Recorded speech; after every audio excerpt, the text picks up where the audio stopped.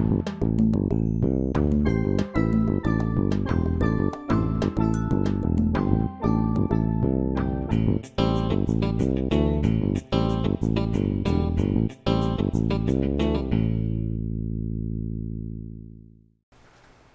to DIU Escape Room Reviews.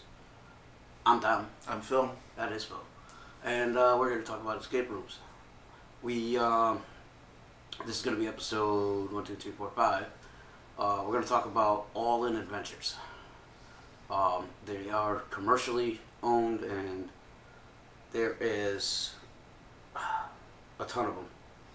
In every major mall you can think of. Pretty much every major mall. There's definitely one in the... Now, we're talking about our Connecticut escape rooms now. So, there's one in the Waterbury Mall. There's one in the Manchester Mall. Milford. And Milford Mall in Connecticut. We went to do the one in Milford. And we brought along our friend Gary and his friend Mike. And we had 2 other people. I believe it was Gary's cousin and his friend. So we had a total of 6 people in this room. We did Sherlock's Library, Destination London, is what it's called. And again, I got to read my notes here. And it says, you must uncover the meeting place of the leaders, a secret society intent on disrupting the state opening of Parliament in a few days. Time is short, and if you are unable to find a location, they will scatter back into the darkest shadows of London. Now, excuse me with my voice, we were at a concert last night, and yeah, I was screaming a lot. But this room is unlike any other rooms we did, especially coming from North Carolina. Yeah. Again, like we said in the North Carolina episode, almost every room we do from this point on, we've been comparing to the North Carolina guys down there. And this room, in my eyes, is kind of disappointing. I agree. Granted, this one, it's cheaper. This one's only $20 a person, and you get 50 minutes only. Not an hour. You get 50 minutes. And these people, this place, in my eyes, is all about just generating money. As much money as they can get in. Because I do believe if like you and me just booked the room, just the 2 of us, they would add more. They would have added more people if other people can book that time slot with you. Yeah. Which actually I proved because I had booked 4. And then then he asked, can my cousin, Gary, asked if his cousin or friend could come with us too. And I was like, yeah, I don't see why not. So I went back online and I was able to book 2 more for that time. So they won't just keep the room private for you. And there are other places that are like that. Other places are like that. There's 2 schools of thought. One is and it seems to be that mostly the owner-operator ones want you to have your experience. And whatever they book, that's it. If you book 2, it's 2. You book 8, it's 8. Yep. That's it. Seems to be the ones that are non-independent, more commercially owned. Yeah, more commercially owned, are in it to make as much money as they can. And God bless them, it's America. Right. Make as much money as you can, which is understandable. Yeah. But I don't know. On here, it doesn't say that they will group you, but you could actually buy the whole room for $180, which means you could fill up to 10 people for $180. So you're actually saving $20 overall. Which a lot of the other places that will also add people on will give you that option. Right, to buy out the private room, which means they're looking for the money. Then you want to make X amount of money in X amount of time. Right, and not for nothing, they're in a mall, so rent is high. Yep. This place alone has 7 rooms. And again, we picked Sherlock. I don't even know why we picked Sherlock. I just think we did because we had already done the jail cell one. These people, they have Escape from Alcatraz, The Treasure Island, A Zombie Apocalypse, Hollywood Premiere, Sherlock's Library, Houdini Magic Cell, and Black Ops. And I believe almost every um, every all-in adventure I think is the same exact thing. I believe it is. If not, they probably have some similar rooms, maybe a couple different here or there. Right. But all in all, they're pretty much one room. I mean, all the rooms are almost identical. I never really looked into it other than with other locations. I can look up other locations right now. And they actually have 38 locations in 15 states. 13 of them are right around us. All right, so let's click the Waterbury one and see what rooms that they have here. Okay, this one they have a different room. Waterbury has the Superhero Adventure, Special Agent. Alright, so they actually have 9 rooms. They have the 7 that we said before that Milford has, but they also have 2 more rooms. So they have actually 9 rooms you can escape from. So that's pretty much the same. Let's go locations again. And let's look up. I would imagine it's all pretty cookie cutter, the setup for each one. Exactly. I want to see what rooms Manchester has. Actually, what they do is when you first walk in, their lobby is set up as a travel agent, and it's posted Yes. where these are destinations that you're going to. Right. And it's the times of the escape room is open. Yeah. And how long you have and this and that. Which is it's a neat way of doing it. Right. Just to jump back a minute, Manchester has the same has 9 rooms just like the Waterbury location does. So,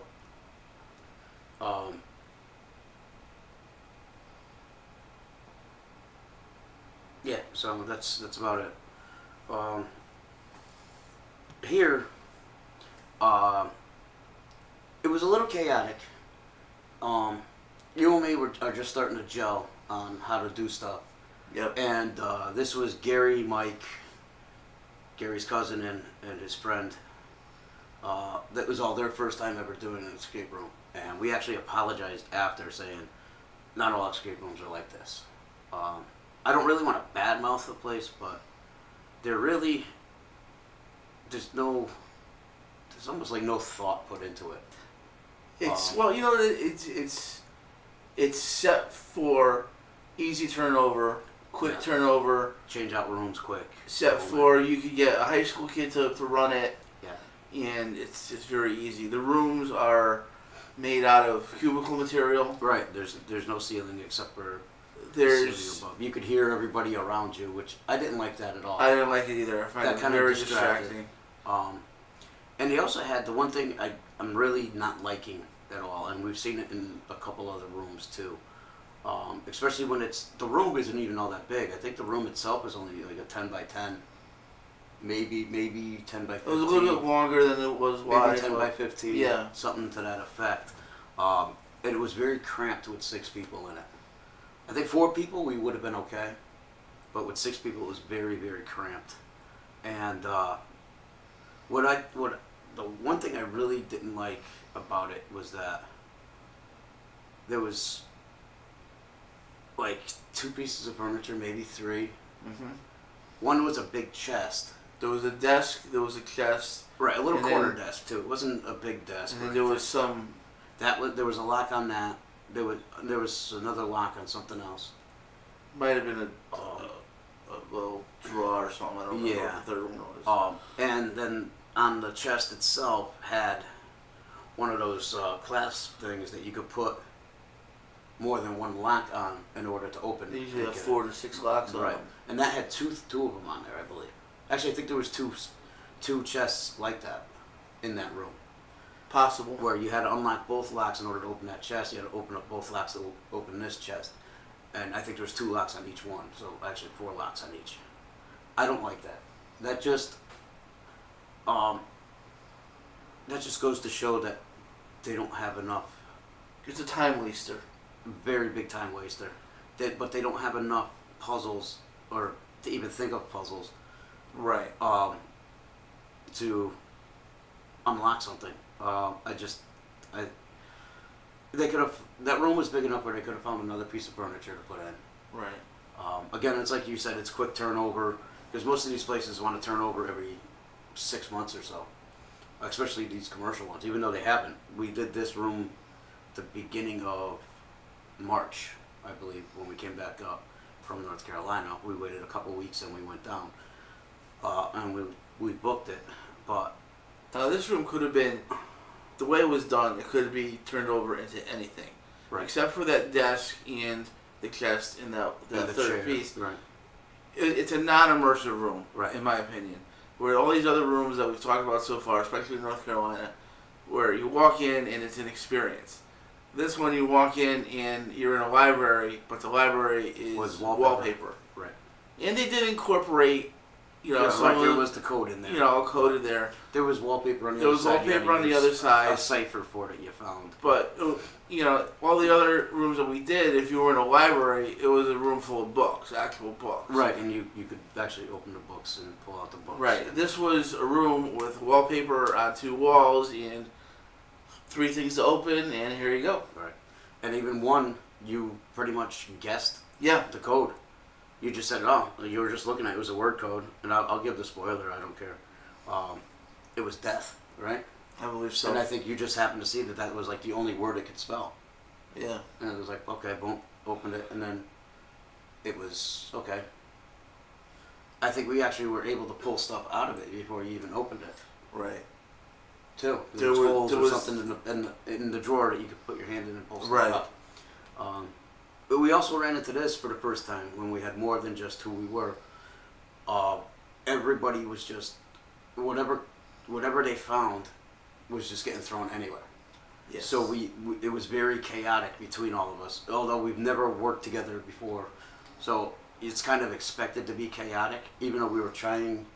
Even Gary, it was his first room. He was trying to keep everything organized too, and that was the first thing. Like he figured out is that we got to stay organized and we got to communicate, because not for nothing, he was really good in that room. He figured out a lot of it, but like his cousin and friend, never doing a room, didn't really know what to do. I think they were just out to just go out and have a good time. Yeah. And they just didn't realize what you had to do.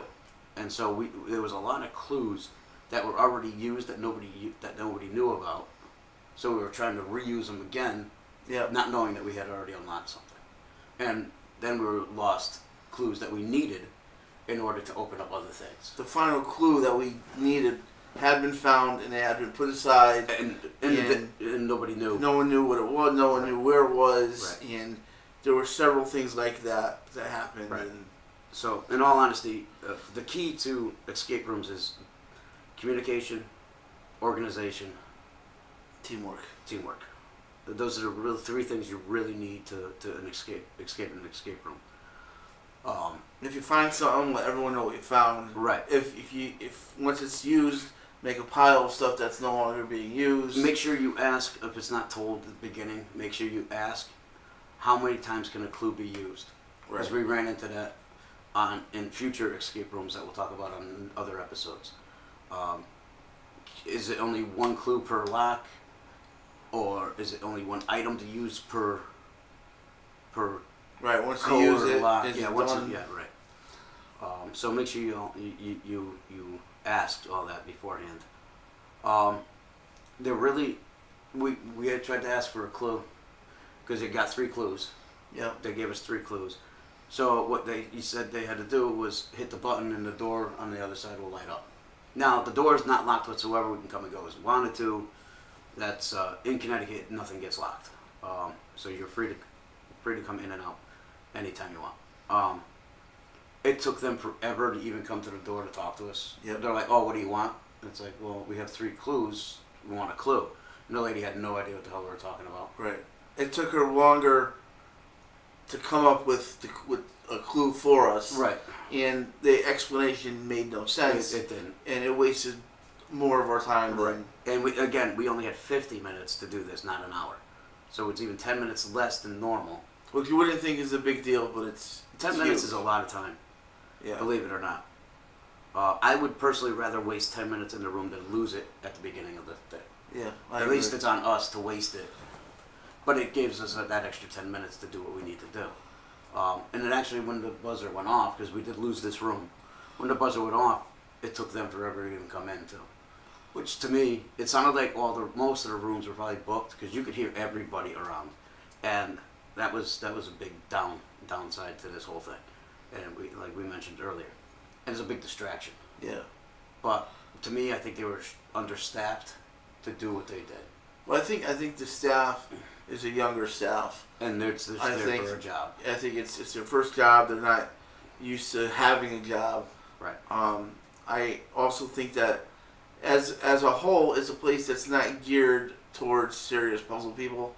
I think it's geared toward people that are hanging out at a mall that want to kill an hour. I got $20 in an hour. Well, Let's go kill an hour. Yeah. I'm not saying I wouldn't do another room there, because now knowing what we know now about the place, and honestly, I would pick and choose who I would want on the team to go in with us. As of right now, we have a really good. I think you, me, Gary, and almost any fourth person, we've been doing very, very successful. We've been very, very successful in the last few rooms, because us three have learned to gel. Right. And like lately, we've been bringing your daughter in, who's 18, so we get a younger demographic, a younger thought on everything. And it does make a difference having different ages. It does. It makes a big difference. And like we'll talk about other things in other future episodes, but because we've done more escape rooms with other people closer to our age, a little bit younger, maybe a hair older, and even though we're close to the same age, depending on the room that you're in and the clues that are there, it works great or it doesn't work at all. Right. And like I said, we'll talk about that in further in other episodes as we go. Short and sweet. Scale of 1 to 5, stars 1 to 5. Well, honestly, what would you give this room? I would give it a 1.5. Yeah, I would go 1.5 too. I think the thing about this room that you have to remember, I think it's not a destination room where all these other rooms that we've been doing, that's a destination room. You're going there, you're seeking out this room. It's a puzzle that you want to do. I think these are a different animal. I think they're, hey, I'm hanging out in the mall for an hour waiting for somebody. I got an hour to kill. Yeah, let's see if they can book something. Yeah, it's either this or I stay at the food court for an hour. Right.